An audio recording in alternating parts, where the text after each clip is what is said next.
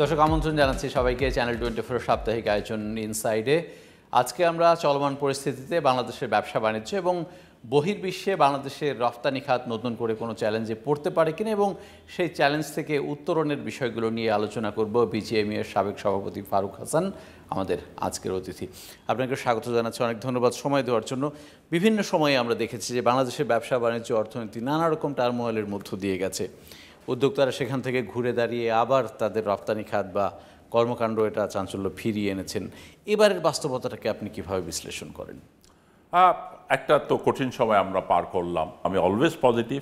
আমি মনে করি যে যে সমস্যাগুলো আমরা লাস্ট কিছুদিন গত একটা সপ্তাহ ধরে আমরা ফেস করলাম, এখান থেকে আমাদেরকে ঘুরে দাঁড়াতে হবে। আমরা কিন্তু এটা আমরা জানি যে গত এক সপ্তাহ আমাদের প্রোডাকশন লস হয়েছে। আমরা সারা বিশ্বের সাথে যোগাযোগ না থাকার কারণে আমাদের অর্ডার আমরা পাচ্ছি না, এখনও আমরা প্রবলেম ফেস করছি। বাট আমি মনে করি আমাদের এন্টারপ্রেনাররা অনেক সাহসী, আমরা জানি কি কাজ করতে হবে। বায়াররা অন্য কোনো দেশে চলে যেতে পারে এরকম কোনো আশঙ্কা তৈরি হয়েছে কিনা? বায়াররা যখনই একটা আনসার্টেনিটিতে দেখে তখন চলে যেতে চায়। সেই পজিশনটা কিন্তু তৈরি হয়েছিল, বাট আমি মনে করি যে এখন থেকে সেই পজিশন আর থাকবে না। বিকজ অলরেডি আপনি দেখেছেন যে ব্রডব্যান্ড ইন্টারনেট চালু হয়ে গেছে। এখন সরাসরি সব কিছুই আশা করি সরকার খুব তাড়াতাড়ি এগুলো চালু করে দেবে। এটার উপরে ডিপেন্ড করছে যে বায়াররা, বিকজ তারা সব কিছু ট্রান্সপারেন্ট দেখতে চায়, তারা সব কিছু ওপেন দেখতে চায়, তারা কনফিডেন্ট থাকতে চায় যে আমাদের অর্ডার যে প্লেস করব সেটা চিটাগং পোর্ট দিয়ে শিপমেন্ট হবে, ঢাকা এয়ারপোর্ট দিয়ে শিপমেন্ট হবে।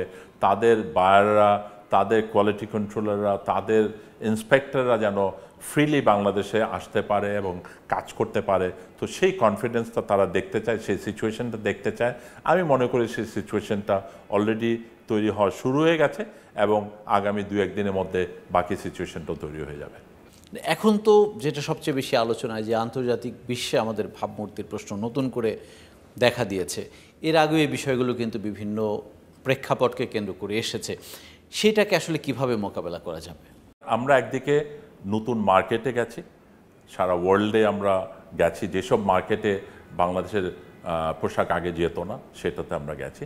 আরেকদিকে আমরা প্রোডাক্টের ডাইভার্সিফিকেশন করেছি। একদিকে মার্কেট ডাইভার্সিফিকেশন, আরেকদিকে প্রোডাক্ট ডাইভার্সিফিকেশন। বিকজ আমরা প্রথম থেকে আমাদের সুবিধার জন্য এবং কম্পিটিটিভ থাকার জন্য আমরা কটন বেসড গার্মেন্টসটা আমরা বেশি এক্সপোর্ট করেছি, এখনও করছি। বাট এখান থেকে কিন্তু আমরা বেরিয়ে আসছে নন কটন, যেটা সবাই ম্যানমেড ফাইবার, পলিস্টার, সিনথেটিক। সেটারও কিন্তু গত 3 বছরে কিন্তু মার্কেট শেয়ার বাড়া শুরু হয়েছে। আমরা ওখানে ইনভেস্টমেন্ট করেছি, আমরা টেকনোলজিতে গেছি। সুতরাং আমরা কিন্তু কন্টিনিউয়াসলি কিন্তু আপগ্রেড করছি এবং আমি মনে করি যে কাজগুলো আমরা শুরু করেছি সেগুলো আমরা কন্টিনিউ করলে এই যে ইমেজের যে প্রবলেমটা, আমরা কিন্তু ইমেজ নিয়ে কাজ করেছি, সেটা নিয়ে আমরা বেরিয়ে আসতে পারবো। কিছু কিছু পত্রপত্রিকা দেখেছি যে বাংলাদেশের যারা বড় বড় ক্রেতা আগে অর্ডার দিয়ে বসে আছেন, ডেলিভারিটা কিন্তু আমরা একটা সপ্তাহ দিতে পারিনি, ফলে তাদের পণ্য আটকে আছে। তারাও এটা নিয়ে এখন কি করবেন না একটা দুশ্চিন্তা দেখা দিয়েছে। এইখানে কি আবার আগের মতো আবার ডিসকাউন্ট করে দেওয়া, আবার তাদের কাছ থেকে অর্ডার পাওয়া নিয়ে নতুন সংকট বা শঙ্কা দেখা দিতে পারে? এটা ব্যবসায়ীরা, আমরা যে ধরনের একটা সম্পর্ক তৈরি করেছি বায়ারদের সাথে গত কয়েক বছরে, কিছু কিছু বায়ার হয়তো সেটার অ্যাডভান্টেজ নিতে পারে, কিছু সুযোগ নিতে পারে। বাট আমি মনে করি যে বায়াররা এটা বুঝবে যে এটা আমাদের হাতে ছিল না, এটা আমাদের দ্বারা এটা হয়নি। এবং এটার কারণে কিন্তু আমি আমার নিজের কোম্পানির কথাই বলি, আমার ছেলে ব্যবসা দেখে, সে যেহেতু এরকম একটা সিচুয়েশনে সে এখন ইটালিতে গেছে, মিলানে বায়ারের সাথে কথা বলতে। আমরা গত কয়েক বছর ধরে একটা রিলায়েবল সোর্স হিসাবে আমরা এখানে একটা পজিশন তৈরি করেছি। আমরা একটা পজিশন তৈরি করেছি গুড কোয়ালিটি হিসাবে, ডেলিভারি দেওয়ার ব্যাপারে, এবং আমাদের এখানে ব্যাকওয়ার্ড লিঙ্কেজটাও কিন্তু আমরা অনেকভাবে আমরা করেছি। আমরা যেটা বিভিন্ন সময় দেখি যে রফতানির পরিমাণ বা আমাদের রফতানির যে প্রবৃদ্ধি, যে লক্ষ্যমাত্রা, সেটা নিয়ে আমরা কম বেশি দুশ্চিন্তায় থাকি। বিশ্ব অর্থনীতি কয়েক বছর ধরেই একটু মোটামুটি অস্থিরতার মধ্য দিয়ে যাচ্ছে।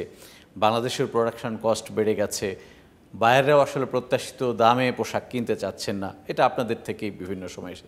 তার উপর এই ধরনের টার্মোয়েল যখন চলে আসে তখন আমাদের এই পুরো সেক্টর নেগেটিভ গ্রোথের দিকে চলে যেতে পারে, এরকম আশঙ্কা দেখা দেয় কিনা বা তৈরি হয় কিনা? হ্যাঁ, আমি যেটা বলবো যে গত কয়েকদিনে যেই ফ্যাক্টরিগুলো বন্ধ ছিল, ফ্যাক্টরি এখন আবার আমরা খুলেছি, এটাতে আমরা বেশ অনেকটা পিছিয়ে গেছি এবং এই সময় আমাদেরকে আসলে কভার করতে হবে। আমাদেরকে বায়ারদেরকে একটা যেটা বললাম যে আমরা সবাই বায়ারদের সাথে একটা কনফিডেন্সে এনে তাদেরকে তুলে ধরছি যে এই সিচুয়েশনটাকে। আমি মনে করি যে বায়ারদের থেকে অর্ডারগুলো আমাদেরকে কন্টিনিউ এবং যে অর্ডারগুলো আছে সেগুলো নিয়ে কাজ করতে হবে। এই যে একটা সময় নষ্ট হলো, এটা একটা পজিশনে আমাদের, সুতরাং আমাদের যত সিম্পলিফিকেশন, ক্লিয়ারিং, আমাদের অনেক কিছু ইম্পোর্ট করতে হয়, আবার এক্সপোর্টসও, এই যে ক্লিয়ারিং ফরওয়ার্ডিংয়ে যদি আমাদের আরও সিম্পলিফিকেশন করা হয়, এই সাপোর্টটা আমাদের দরকার। এর সাথে সাথে আমাদের আসলে বাংলাদেশ ব্যাংক এবং আমাদের যে কনসার্ন শিডিউল ব্যাংকগুলো আছে তাদেরও এই সময় আমাদের সহযোগিতা দরকার। 22-এ আমরা ভালো করেছি, 2023-এ যদি আমরা ক্যালেন্ডার ইয়ার হিসাব করি আমরা ভালো করেছি, কিন্তু ইন দ্য মিন টাইম আমাদের যারা প্রতিযোগী দেশ, আমরা ভিয়েতনাম, ইভেন পাকিস্তান, ভারত তো আছেই, তারাও আস্তে আস্তে ভালোর দিকে এগিয়েছে, আমাদেরকে কোনো কোনো ক্ষেত্রে এক্সিটও করে যাচ্ছে।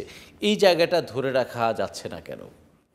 আমি যেটা বলবো যে অন্যান্য দেশও চেষ্টা করছে এক্সপোর্ট বাড়ানোর জন্য। 24-এ এসে আমি একটু চিন্তিত যে আমরা অন্যান্য দেশ কিন্তু আরও, আপনি কয়েকদিন আগে দেখেছেন যে ইন্ডিয়া তার নতুন বাজেট ঘোষণা করেছে, সেখানেও কিন্তু অনেক ফেসিলিটিস দিয়েছে, আরও বিভিন্ন তাদের যে স্টেটগুলোকে আরও এমপ্লয়মেন্ট ক্রিয়েট করার জন্য, ইনভেস্টমেন্টের জন্য, এক্সপোর্টের জন্য বিভিন্ন ধরনের সুযোগ সুবিধা বাড়িয়েছে।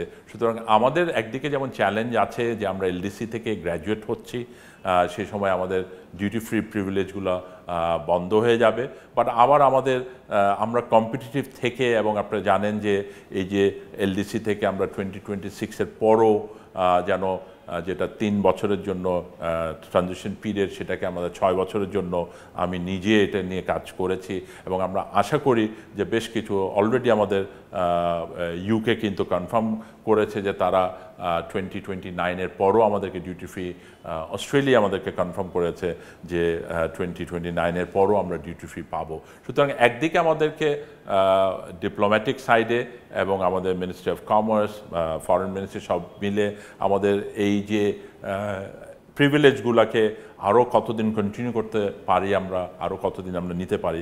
আরেকদিকে আমাদের কম্পিটিটিভ থাকতে হবে, আমাদেরকে কস্ট এফিশিয়েন্ট হতে হবে। আমরা জানি যে ওয়েজেস বাড়ছে, ইলেকট্রিসিটি বেড়েছে, গ্যাসও অনেক বেড়েছে, বাট আমাদের প্রোডাক্টিভিটি বাড়ানো, এফিসিয়েন্সি বাড়ানো, আমাদের ওয়ার্কারদেরকে নিয়ে আরও কাজ করে। সুতরাং ডিজাইন ডেভেলপমেন্টের মাধ্যমে প্রোডাক্ট ডাইভার্সিফিকেশনের যে কাজগুলো আমরা করছি, নতুন নতুন প্রোডাক্টের দিকে গেছে, আমরা বিজিএমইতে অলরেডি ইনোভেশন সেন্টার করেছি, ওখানে ডিজাইন ডেভেলপমেন্ট সেন্টার করেছি। আশা করি এই কাজগুলো আমাদের কাজে লাগবে, বাট সবার সহযোগিতা দরকার। আমাদের যেখানে শ্রমিক সংগঠনগুলো আছে, বিভিন্ন রাজনৈতিক দলগুলো আছে, আর সরকার তো আমাদের সহযোগিতা করছে, বাট এই সময় আমার মনে হয় যে সরকারের সহযোগিতার হাতটা আরেকটু বাড়াতে হবে। আপনি আলোচনার এক পর্যায়ে বলছিলেন যে আমরা বেসিক আইটেম থেকে এখন মোটামুটি ভ্যালু অ্যাডেড আইটেমের দিকে যাচ্ছি, কিন্তু গেল 10-12 বছর আগেও কিন্তু একই কথা আপনারা বলেছেন যে আমরা আস্তে আস্তে সেদিকে যাচ্ছি। এখনও কিন্তু মার্কেট যেই অংশটা, সেটা আমরা খুব বেশি উল্লেখযোগ্য হারে বাড়াতে পারিনি। ইভেন পাকিস্তানের চেয়েও আমরা হয়তো ভ্যালু অ্যাডেড প্রোডাক্ট কম তৈরি করি বা রপ্তানি করি। এই জায়গাটায় উন্নতিটা হচ্ছে না এখনো। ভ্যালু অ্যাডিশন বা হাই ভ্যালু দুই রকমভাবে হয়। একটা হলো যে আমরা যে আইটেমগুলো আমরা আগে করছিলাম না, নতুন আইটেমে যাওয়া, সেটা একটা আইটেম।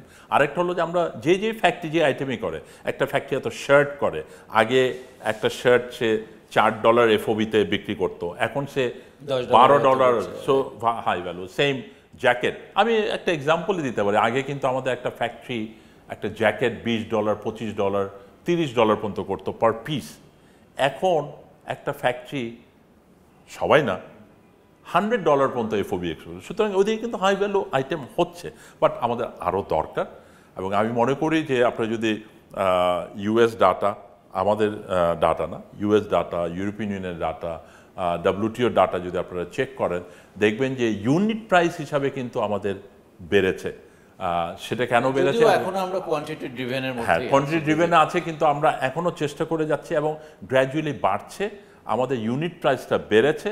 ইউনিট প্রাইস বাড়ার কারণ হলো যে আমরা একটু হাই ভ্যালু আইটেম করছি, যেটার ফ্যাব্রিকের ভ্যালুটা একটু বেশি, অ্যাক্সেসরিজের আইটেমটা একটু বেশি, বাট আমাদের সিএম আমাদের যে কাটিং মেকিং কস্টটা বাড়াতে পারছি না, বিকজ এটা কম্পিটিটিভ হওয়ার কারণে আমরা বায়ারদের কাছে সবসময় আপিল করছি যে তারা যেন আমাদেরকে প্রাইসটা বাড়ায়। আমরা চেষ্টা চালিয়ে যাচ্ছি, এটা আসলে আমাদের নেগোসিয়েশনের একটা স্ট্রেংথ আমাদের আরও বাড়াতে হবে, এবং আমি মনে করি যে এটা একটা কন্টিনিউয়াস প্রসেস, এটাতে আমরা চেষ্টা করে যাচ্ছি এবং আগামীতে আমরা এটা বাড়াতে পারবো। এবং ওই যে আসলে প্রাইসটা বাড়ানোর এবং হাই ভ্যালুর জন্য ওই যে ইমেজ ব্র্যান্ডিং একটা ইস্যু, আপনি দেখেছেন যে আমরা গ্রিন ফ্যাক্টরি নিয়ে কাজ করেছি, আমরা এনভায়রনমেন্ট ফ্রেন্ডলি ফ্যাক্টরি নিয়ে কাজ করেছি, আমরা আবার সার্কুলার ইকোনমি নিয়ে কাজ করছি, যে রিসাইকেলের মাধ্যমে কিন্তু একদিকে যেমন এখানে এমপ্লয়মেন্ট হবে, ইনভেস্টমেন্ট হবে, আমরা এটা শুরু করেছি, আরেকদিকে হলো যে রিসোর্স, বিকজ আমাদেরকে দেখতে হবে যে আমাদের কিন্তু কোর র মেটেরিয়ালস আমাদের দেশে হয় না, লাইক কটন, তুলা, সেটা কিন্তু আমরা যদি রিসাইকেল করতে পারি তাহলে কিন্তু আমাদেরকে তুলা কম ইম্পোর্ট করতে হবে, একদিকে ইম্পোর্ট কম করতে হবে, কেমিক্যাল কম আনতে হবে। সুতরাং আমরা রিসাইকেল নিয়ে অনেক কাজ হয়েছে, কাজ হচ্ছে, এবং আমি মনে করি যে কাজগুলো আমরা শুরু করেছি এটা ইন্ডাস্ট্রি, আমাদের এন্টারপ্রেনাররা কন্টিনিউ করে যাবে, এবং আমি আশা করি যে এটাকে আমরা ধরে রাখবো। গ্লোবাল 22-এ যেমন গ্রোথ হয়েছে অনেক, 21-এ 20-এ নেগেটিভ হয়ে গেছিল, 21-এ এসে কিছুটা বেড়েছে, 22-এ এসে অনেকটা বেড়েছে, 23-এ এসে কিন্তু আবার নেগেটিভ গ্রোথ হয়েছে। সারা ওয়ার্ল্ডের প্রতিটা দেশই নেগেটিভ গ্রোথ, বাংলাদেশের আমরা মনে করি যে পজিটিভ না হলেও সমান সমান ছিল, তার মধ্যে উই হ্যাভ পারফর্ম ওয়েল, এটা আমরা কিছুদিনের মধ্যে ডাটা পাবো। 24-এ এখন পর্যন্ত আমি বলবো যে global is a negative growth, সেই জায়গায় আমাদেরকে মার্কেট শেয়ারটাকে ধরে রাখতে হবে, এবং এটা আমাদের জন্য একটা চ্যালেঞ্জ, আমাদের জন্য আমাদের সরকারের সহযোগিতা দরকার, আমাদের সবার সহযোগিতা দরকার। আমি শেষ দিকে চলে এসেছি, 2026 পরবর্তী চ্যালেঞ্জের কথা বলছে, দু একটা দেশের সাথে আপনি কথা বলেছেন বা আমরাও জানি, কিন্তু আমাদের যেগুলো largest market, USA single largest market, ইউরোপের যে অন্য মার্কেটগুলা, তাদের সাথে আলোচনার এখনও অনেক জায়গা বাকি আছে। আপনার কি মনে হয় যে এই জায়গাটা আমরা ধরে রাখতে পারবো কিনা? 29-এর পর গিয়ে যদি আমরা ধাক্কাটা খাই তাহলে তো একটা বড় লস হয়ে যাবে। এমন এইটার জন্য কতটা প্রস্তুত আপনারা? আমরা একদিকে হলো যে আমরা নিজেরা কম্পিটিটিভ হওয়ার জন্য প্রস্তুতি নিচ্ছি, আরেকদিকে যেটা বললাম যে আমরা ডিপ্লোম্যাটিকভাবে আমাদের অ্যাপারেল ডিপ্লোমেসি, আপনি দেখেছেন যে বিজিএমইতে আমি দায়িত্ব নেওয়ার পর অ্যাপারেল ডিপ্লোমেসির মাধ্যমে এই কাজগুলো আমরা করেছি। আমরা এখন আমি বিশ্বাস করি যে আমরা যে 3 বছরের যে ট্রানজিশন পিরিয়ড, এটা আমাদের 6 বছর আমরা পেলে আমাদের আরও আমরা নিজেরা প্রস্তুত হতে পারবো। এর মধ্যে ব্যাকওয়ার্ড লিঙ্কেজ আমাদের অনেকটা ডেভেলপ করে গেছে, এবং অনেকগুলো দেশ সাথে আমাদের এফটিএ বা PTA, partial trade agreement, preferential trade agreement, সেভাবে সেই জিনিসগুলো আমাদের হলে আমি মনে করি যে আমরা অন্যান্য দেশের সাথে আমরা কম্পিট করে আমরা নিজস্ব প্রোডাক্ট আরও হাই ভ্যালু আইটেম করে, আমাদের ডাইভার্সিফিকেশন করে আমরা ভালো করতে পারবো। অনেক ধন্যবাদ আপনাকে। আমরা আজকের আলোচনা এখানে শেষ করতে চাই। দর্শকের সাথে শেষ করছি আজকের মতো ইনসাইট। ভালো থাকবেন আপনারা সবাই।